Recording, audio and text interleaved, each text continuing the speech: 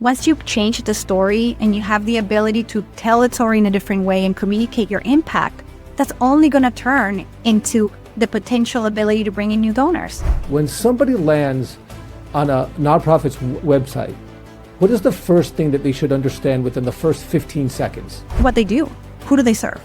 And it needs to be very clear. If all of a sudden your site shows a bunch of different audiences, that can get relatively confusing. Understand what you stand for, who you're going after, and then there should be an easy way for you to take action. You've spent 25 years helping organizations communicate. Then you left all of that, built your own agency, and in your very first year, you went ahead and gave $100,000 worth of pro bono services to a not-for-profit organization. Most business advisors would tell you that's, a little extreme. Why did you do that? You know, it's so funny. First of all, thank you. Nice to see you. And thank you for having me here. So you are right that most would advise otherwise. As a matter of fact, in the previous agencies that I worked at, I was always told no to do something like this. And I feel like this is something that nonprofits need. They deserve the same resources that big brands get to utilize for their own marketing. And they just don't have the access to it. So when we launched the agency, we wanted to do something a little bit different. And it's been the most fantastic experience for us. Our first year of launching this award and getting to work with somebody of the caliber of StoryCorps on their own mission and their own new rebranding and positioning has been just such a joy for the organization itself. For us, that the team looks forward to the work that we're doing with them. And the people that we have met throughout this process, even the referrals that we have received, it's just been worth every minute of our time. So we're getting ready to do it again. So this would be your second year. That's right. And have you chosen a beneficiary of your services? No, so we are going live with the award in about a month. Oh, so nice. Applications will open mid-August. And then we have a chance of collecting applications again. We'll go through the process, select the winner, and announce it on Giving Tuesday in November. Oh, so, awesome. Perfect timing. Yeah. Okay, so first of all, we're going to make sure that we get that link and we put it in the show notes, and I'll make sure to circle back to that before the end of this conversation. But let's just start with why, from your experience, do you see that you talked about the organizations not having the access to the resources? Why does that happen? What's going wrong with these organizations that really want to do the right thing but can't find the way to attract the donors or the resources? Well, what's happening is, you know how this environment works, and the grants and donations that nonprofits receive, they're really mostly used to fulfill the mission. Very little of those dollars are going to operations, which is rightfully so, because we need to be able to use those dollars to fulfill the missions. That makes perfect sense. The challenge becomes when you neglect your marketing and positioning and the ability to externally communicate what you stand for, then confusion starts setting in. Donors start asking, where's my money going? What exactly is it that you're doing? Wait, I thought that money was going for this. What exactly are you fulfilling? And then you get farther and farther away from really communicating what you stand for, and that's when organizations get in trouble. So not their fault. They're obviously running really lean, not only on resources, but on funds. And we hope that there's organizations that are out there that can provide some additional support, because a lot of times, and I say this often, is we want these organizations' exterior to match their interior. We already know they're doing great work. We already know that they have great stories to tell. They just need a little help to get them out there. So I want to talk about that help, but before that, let's make this kind of very, very basic and simple. When somebody lands on a nonprofit's website, what is the first thing that they should understand within the first 15 seconds? What they do. Who do they serve? They need to understand what they do and who they serve. And it needs to be very clear. If all of a sudden your site shows a bunch of different audiences, that can get relatively confusing. So understand what you stand for, who you're going after, and then there should be an easy way for you to take action. Whatever the organization is, what is it that you want? Do you want donations? Do you want volunteers? Do you want to showcase a specific program? That needs to be clear on the site from a call to action perspective. Mm-hmm. Absolutely. Makes perfect sense. So let's talk about kind of the heart of this before we get to the, if you will, exterior, right? That's first 15 seconds at a glance. You speak about the difference between mission and impact. How we define that difference? So I think of I give an example. An easy example is if your organization, perhaps a food pantry. Let's think about it. So maybe your mission is to, avoid families going hungry or something of that nature. The impact that needs to be communicated, it can be easy to communicate for a food pantry organization, for example, because they can say, we provided X amount pieces of bread, X amount meals. You have numbers that help communicate the impact. And the impact is what will happen in result of those, hundreds of meals that were served. Well, the impact was that less children went hungry, more families will fulfill, children can focus at school, all the things that we already know of the impact. The challenge a lot of time that organizations have when they don't have those solid numbers, right? It's easier to say X meals were distributed. But if your organization doesn't have that, then you need to find a way to identify where you have a mission, but what is the impact that mission is doing? How is it affecting families? How is it affecting the audiences that they serve? And communicating that gets to be the most impactful thing they can do. Yeah. And I just realized it was redundant. The impact needs to be impactful. But you see where I'm going. Well, that's actually a critical point, and it's very hard for sometimes the organization, as you said earlier. Folks get up in the morning and they're excited about what they're doing. They know they're making the world a better place, but how do they communicate that? And they actually oftentimes don't really even ask themselves, not effectively, what's the impact question, or how do we measure that? And it's true, the brick and mortar organizations, you build a building, which becomes a facility, that's really easy.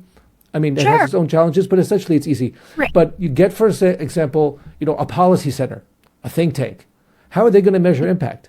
When you're in the world of ideas, it becomes a little bit more or a lot more challenging.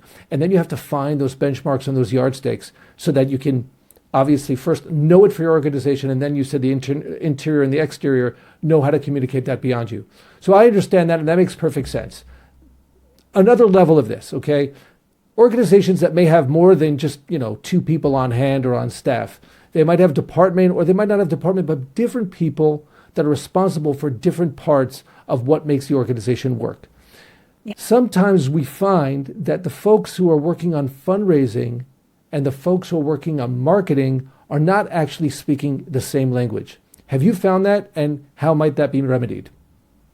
Yeah, I talk about it. I talk about that often because that tends to be a challenge. Because in a perfect world, a nonprofit has the resources that they can, where they have a marketing team, where they're able to bring in agency support, but that often doesn't happen. So in the real world that we live in, you usually have folks dedicated to development and folks dedicated to marketing. Sometimes it's the same person, sometimes it's one of each, sometimes it's department.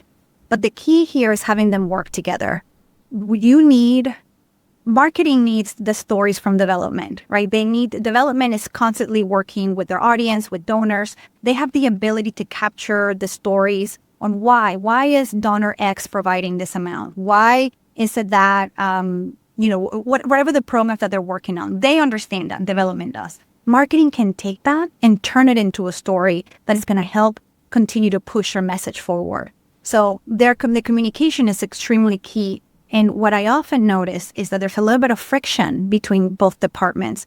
You often see the development teams thinking, well, we can't really be using dollars for marketing because we need to use them to continue to fundraise and to continue to bring people in. And what I think is not being understood is that the marketing team is going to help you expand so that you can bring in a new generation of donors. If you've already tapped into the same folks that you're going after, once you've changed the story and back to get your exterior to match your interior, and you have the ability to tell the story in a different way and communicate your impact, that's only going to turn into the potential ability to bring in new donors. So there's a little bit of misunderstanding between them. And when I see organizations working together rather than apart, is when you start seeing the needle move a little bit better. It's really interesting because you speak about the internal and the external, and that in some ways is how it's reflected to people beyond the organization itself. But now you're really talking about it on a deeper level, which is what happens in the inner workings under the hood within the organization per se, right? How are these teams going to communicate most effectively, but not just communicate, understand that they're really on the same side of the fence. And so, Exactly. I mean, you're talking about some perennial issues. We see this frequently in organizations, as you said, and there's potentially that tension. Ideally, everyone is really working hand in hand because they realize, again, they're on the same team, and this is a synergy and not one at the Yeah. cost of the other. But you mentioned also before, sometimes it's not coming from internally within the organization. Maybe it's coming from the donors on the outside. And I kind of wonder, for the smaller nonprofit, the person who's just a founder, they don't have a team. They're the team.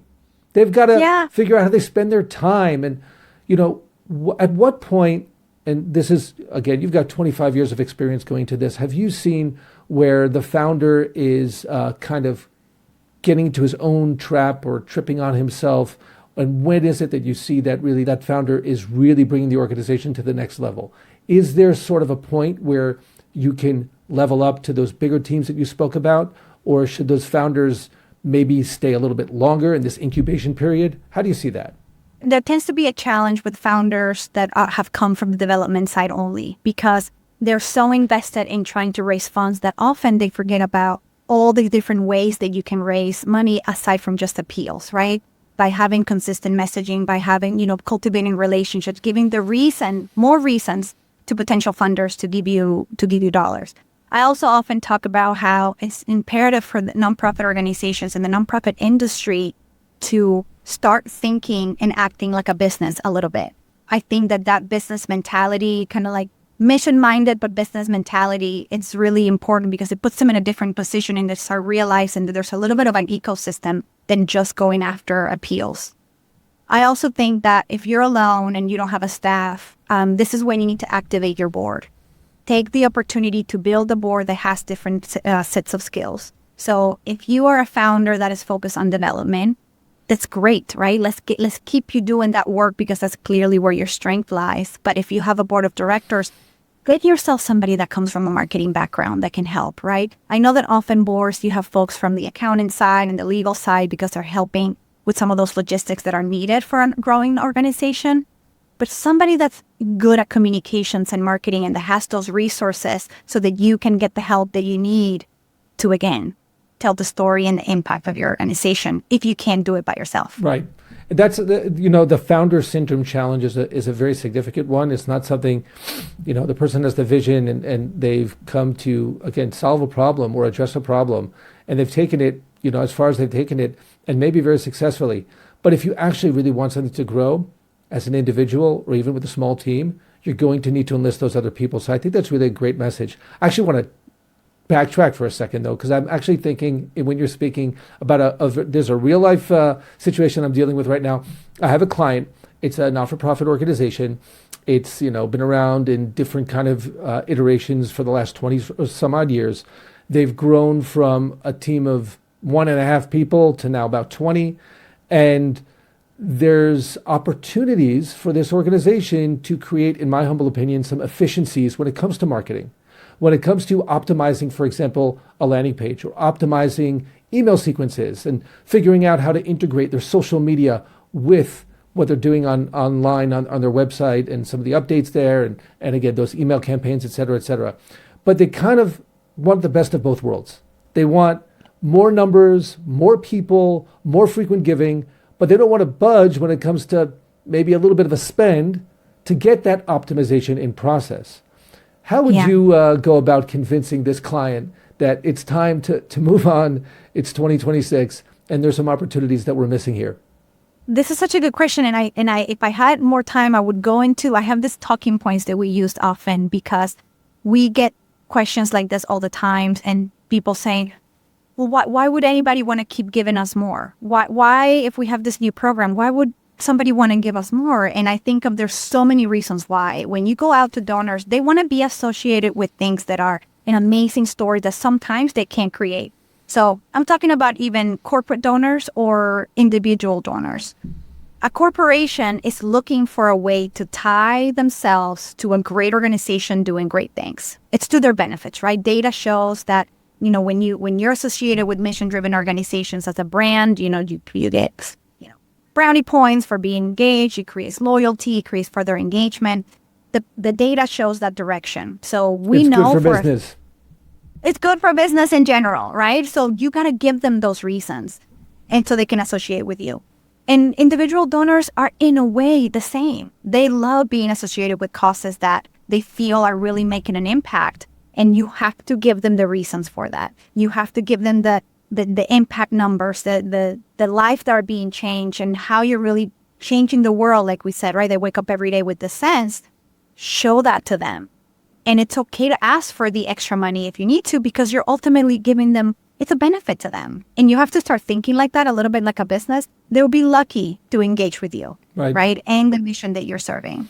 There's no question that not-for-profit organizations, and I stress not-for-profit, not nonprofit, because not-for-profit, the goal is not the monetary profit, right? The goal is not to enrich you in your bank account, not the people running the organization, not the lay leadership, not the people who are professionals. The goal is to advance the cause, but that doesn't mean that the organization doesn't make a profit. It makes a profit for purposes of the cause, but it's a not-for-profit organization, not a non-profit organization. And as such, it 100% needs to be thinking of itself as a business. And I think some of the points along this conversation that you've made have really helped perhaps some of the listeners here better appreciate the case for running that nonprofit like a business. Now, speaking of your business, right? Again, you 25 years you put into this, and then you decided it's time for me to start my own business. And I know exactly what you went through because I've done the same thing. And my question to you is, what was that transition? Why was that the time that you decided to go out on your own? Oh my goodness. Never did I think that I wanted to do this on my own. I've always worked for beautiful organizations, large corporations, even great agencies, and it was never my intention to do this. You get to a point, I think, where you meet like-minded people that are kind of marching to the same tune, and we really came together and decided that we wanted to build an agency that we hadn't seen before, a place that we just really wanted to get up every day and felt really, really excited to work with. We love our clients. We're very choosy about the clients that we pick and we get to work with. And just like our tagline says, we see marketing as our happy place. And when we work with our clients, we want them to come to a meeting with us and say, gosh, I just can't wait to meet with you, and be that happy place for them. So it's a little cheesy, but that's really is the truth. We wanted to be in a place that we couldn't find.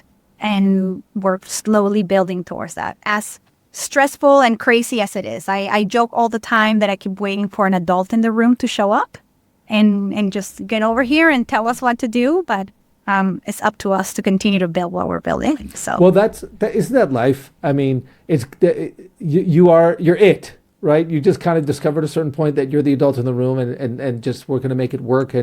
And where there's an obstacle here, we're going to find a way to overcome or circumvent, or whatever the case may be. So your agency is the Home, HOME agency, right? And I heard you say we. Is that the royal we because you're modest and you don't want to speak about what you built on your own, or was there a core team that said we really need to do this together? It is. So there's a couple of team members that have been with me from the beginning, friends and folks that have either worked for me or have been an associate or of that nature that kind of help take us to where we are today. And then I think about my business partners as well. I have fantastic business partners. My creative director is in Colorado, and then my head of strategy as well. Just fantastic people that are in a similar path of life, or a season of life, I guess. Have done this for a long time, have worked for the big brand, worked for the big agency, and are just looking to build something amazing that's going to kind of take us for the next, 10, 15 years Amazing. That we have. Well, we're so young, so, we got a long way to go still. Amazing. And so, okay, you've got this team, you're building something. What does this $100,000 giveaway of in-kind services, what does that do for you in terms of building the business? Yeah. It's still a proof point. So it's, the fact that we would get to work with the winner, in this particular case being StoryCorps, really becoming their partner, working on a different, allotment of services that we are. That right there is an amazing case study for our team. And building that relationship with them and whatever it takes us next is also just great for business. We also found that there was several people from the applications that became our client. They necessarily weren't being really selected, and they still needed some support, and we were able to work with them. So for us, it's really the best decision. We are so excited about this year. A couple of changes we made is we created an advisory board that is comprised of 9 different executives from all different walks of life, involved in the nonprofit sector as well, but some come from corporate, some have background in marketing or small business owner, all over the country. And it allows us to expand the message of our Mission-Based Action Award into different states and different cities and different networks. So that's been a nice change for us for this year. It's a wonderful board and they'll get to be a part of it. So it's also selfishly takes a little bit of the pressure off of us to have to choose the winner. And now we have another team of people that can help us with the selection because it becomes really difficult to choose. Of course. I wanted like 4 runner-ups and my team was like, why are you doing? And I'm like, well, can we just have a winner and then have all these other folks that we do work with. We ended up choosing a local runner-up because there was just so many great applications that we just couldn't say no. I'm not saying that that's what we're doing this year, but there's a likelihood that we might do a winner and potentially a runner-up. Yeah, I mean, you're touching upon one of the big challenges in this world, which is how do you ever say no? Everyone's doing such important work. And it's like, how can you? By the way, my experience has been one of the key elements here is of course, what are the parameters, right? It could be of 9 people in your advisory board. Everyone else has a different way of measuring what's the winner. Exactly. And so you definitely want to get those parameters out. And I do identify with some of the challenges you're walking through because I actually did the same thing when I started my business. It wasn't $100,000. It was probably about I would say a third of that in terms of the value of services that we provided. And we did the same thing and it did exactly that. I think it's great advice to people out there.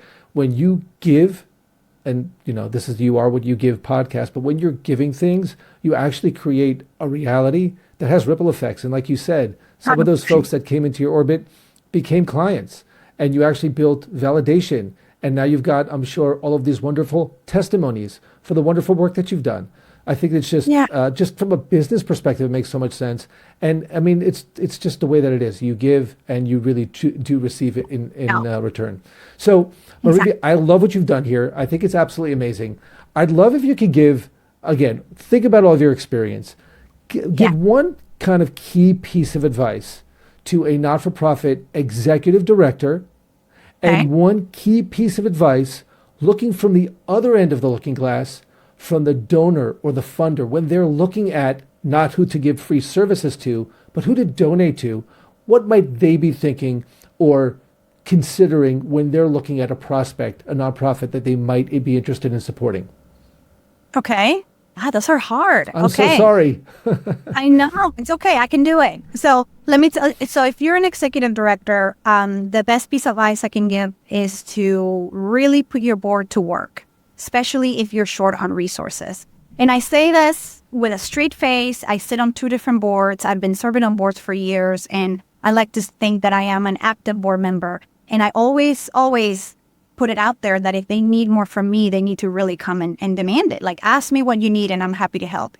But also, I tend to offer a lot of my support because, as you know, when it comes to asking for help, sometimes it's harder when somebody just says, well, how can I help? Because then you put it on them to identify what the situation is, right?